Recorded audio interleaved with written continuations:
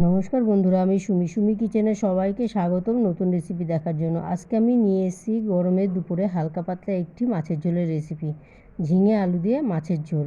তো আমার রেসিপিটা যদি ভালো লাগে অবশ্যই লাইক কমেন্ট শেয়ার করবে আর আমার চ্যানেলটাকে সাবস্ক্রাইব করে আমার পাশে থাকবে। তো এখানে আমি নিয়ে নিয়েছি 500 গ্রাম কাতলা মাছ। কাতলা মাছটাকে ধুয়ে পরিষ্কার করে নিয়ে নিয়েছি। এবার মাছটাকে আমি নুন হলুদ দিয়ে মেখে নিচ্ছি, ভালো করে এপাশ ওপাশ ভালো করে নুন হলুদ দিয়ে মেখে নিচ্ছি। আর এবার মাছগুলোকে আমি ভাজতে বসিয়ে দেবো। আর মাছগুলোকে ভাজার আগে কিন্তু তেলটাকে ভালো করে গরম করে নিতে হবে, যেন কড়াইতে লেগে না যায়। আর এদিকে মাছের মধ্যে যে সবজিটা আমি দেবো ঝিঙে, এ দেখো আমি এখানে ঝিঙেটা নিয়ে নিয়েছি। ঝিঙেটাকে ভালো করে কেটে ধুয়ে রেখে দেবো। তো এখানে মাছটা ভাজতে বসিয়ে দিলাম গ্যাসের উপরে। কড়াই বসিয়ে দিয়ে দিলাম সরষের তেল। তেলটা গরম হয়ে গেলে একে একে সব মাছগুলো আমি ভাজতে দিয়ে দেবো। তো ফার্স্টে আমি এখানে 5 পিস মাছ দিয়ে দিলাম। মাছটাকে এক পাশ ভাজা হয়ে গেছে, উল্টে আমি আর এক পাশ ভেজে নিচ্ছি। তো মাছটা ভাজা হয়ে গেছে, এবার আমি একটা পাত্রে মাছগুলোকে নামিয়ে নিচ্ছি এবং বাদবাকি যে মাছগুলো ছিল ওগুলোকে আমি ঠিক একইভাবে এপাশ ওপাশ করে দুপাশ ভেজে তুলে নেব। তো দেখো এক পাশ ভাজা হয়ে গেছে, উল্টে দিচ্ছি।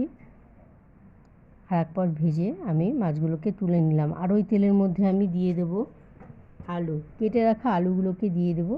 আর দিয়ে দেবো সামান্য পরিমাণ লবণ, আর দিয়ে দেবো সামান্য পরিমাণ হলুদ। লবণ আর হলুদ দিয়ে ভালো করে আলুগুলোকে ভেজে নেব। তো এখানে দিয়ে দিলাম সামান্য পরিমাণ লবণ, আর দিয়ে দেবো সামান্য পরিমাণ হলুদ।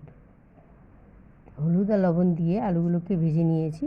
এবার আমি আলুগুলোকে তুলে নিচ্ছি।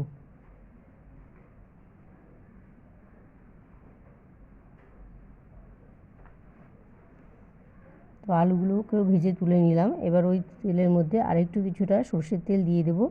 তেলটা দিয়ে আমি এখানে বাদবাকি যে মাছের ঝোলের জন্য মশলাটা লাগবে ওটা আমি রেডি করে নেব। এবার এখানে লাগছে আদা আর কাঁচা লঙ্কা, আর দিয়ে দেবো জিরে।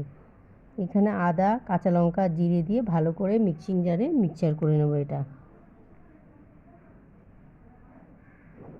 তো দেখো সুন্দরভাবে মশলাটা মিক্সচার করে নিয়ে নিয়েছি এবং ওই যে অল্প তেল দিয়েছিলাম, তেলটা গরম হয়ে গেছে, ওর মধ্যে আমি দিয়ে দিলাম কালো জিরে হাফ স্পুন মতন, দিয়ে যে মশলাটা আমি পেস্ট করে রেখেছিলাম মিক্সচারে ওটা সম্পূর্ণ দিয়ে দিলাম। সামান্য পরিমাণ হলুদ দিয়ে দিলাম, আর দিয়ে দেবো আমি এখানে লবণ স্বাদ অনুসারে।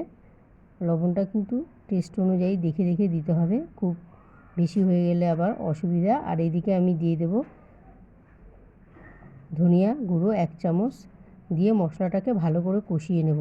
আর মশলাটা কষানো হয়ে গেলে পরে ওর মধ্যে আমি দিয়ে দেব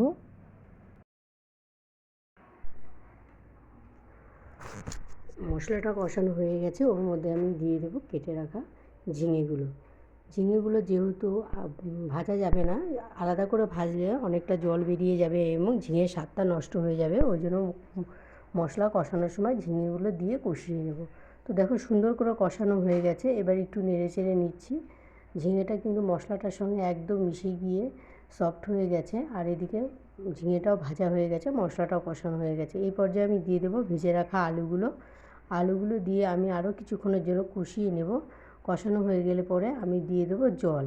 তো এখানে আমি পরিমাণ মতন জল দেবো, যেহেতু আমি একটু ঝোল করব তার জন্য জলের পরিমাণটা একটু বেশিই দেবো। তো এবার আমি এর মধ্যে দিয়ে দেবো জলটা কিন্তু দিয়ে 10 থেকে 15 মিনিট আমি এটাকে ভালো করে ফুটিয়ে নেব। তো এখানে জল আমি দিয়ে দিলাম। তো ঝিঙে আলুর যেহেতু পাতলা ঝোল বলেছি, ঝোলটা কিন্তু পাতলাই হবে, ঝোলটা কিন্তু খুব একটা গাঢ় হবে না। তো এবার জলটা দিয়ে দিলাম, দিয়ে এবার টকবক করে ফুটিয়ে নেব। গ্যাসে হিটটা এখানে হাই মিডিয়ামে করে দেবো। আর এই দেখো ফুটে এসছে। এবার আমি এর মধ্যে দিয়ে দেবো ভেজে রাখা কাতলা মাছের পিসগুলো, দিয়ে আরও মিনিট 5 ফুটিয়ে নিয়েই রেডি হয়ে যাবে ঝিঙে আলু দিয়ে পাতলা করে কাতলা মাছের ঝোল। বন্ধুরা, আমার রেসিপিটা কেমন লাগলো অবশ্যই, যদি আমার রেসিপিটা ভালো লাগে লাইক কমেন্ট শেয়ার করবে, আর আমার চ্যানেলটাকে সাবস্ক্রাইব করে আমার পাশে থাকবে। আর যদি কোনো নতুন বন্ধু হয়ে থাকো তো অল নোটিফিকেশান অন করে দেবে, নতুন নতুন রেসিপি পৌঁছে যাবে। আর উপর দিয়ে দিলাম সামান্য পরিমাণ ধনেপাতা ছড়িয়ে। ধনেপাতাটা দিলে কি হয়, মাছের ঝোলটা কিন্তু আরও বেশি টেস্ট হয়। আর দিয়ে দিলাম সামান্য পরিমাণ লবণ টেস্ট অনুযায়ী, দিয়ে মিনিট 5 ফুটিয়ে নিলেই রেডি হয়ে যাচ্ছে। তো দেখো ঝিঙে আলু দিয়ে পাতলা করে মাছের ঝোল রেডি হয়ে গেল। এবার একটা গরম গরম ভাতের সঙ্গে একটা বাটিতে নামিয়ে পরিবেশন করব। তো আমার রেসিপিটা দেখার জন্য সবাইকে ধন্যবাদ।